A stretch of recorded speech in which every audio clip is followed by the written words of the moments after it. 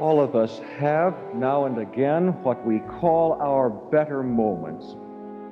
They are occasions when we follow our more generous impulses, when we act more nearly in accord with what we know we ought to be doing than at many other times.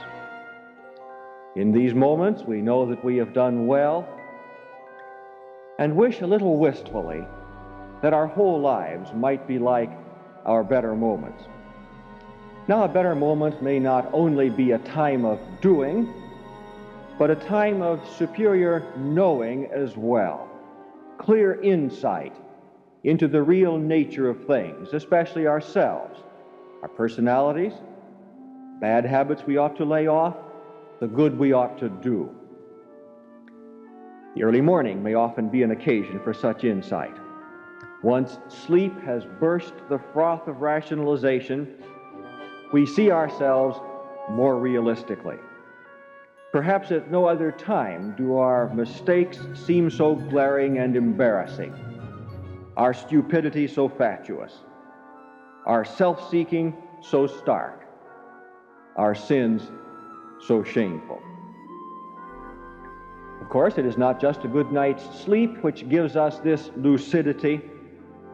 Insights of compelling quality are also part of the ministry of the Holy Spirit, who is able to penetrate the conscience with a clear sense of moral need.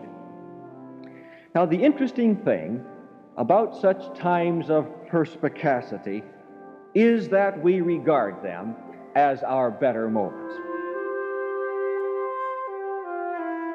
We may argue with ourselves about whether or not we will heed the truth which stands so clearly revealed, but at least at the time, we do not doubt that it is truth.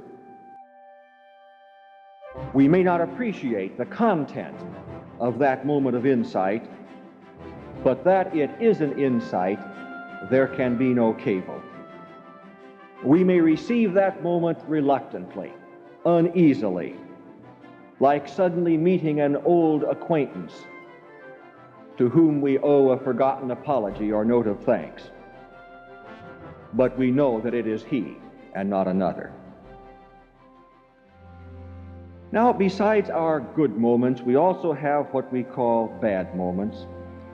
We may excuse something by saying, in a moment of weakness, I did such and such.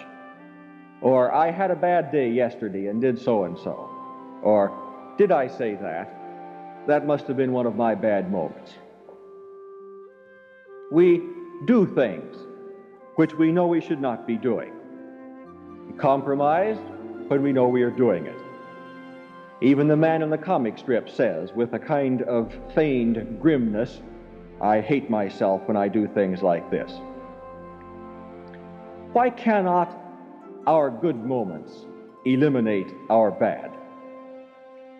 Why cannot the moment of truth become influential and determinative for us?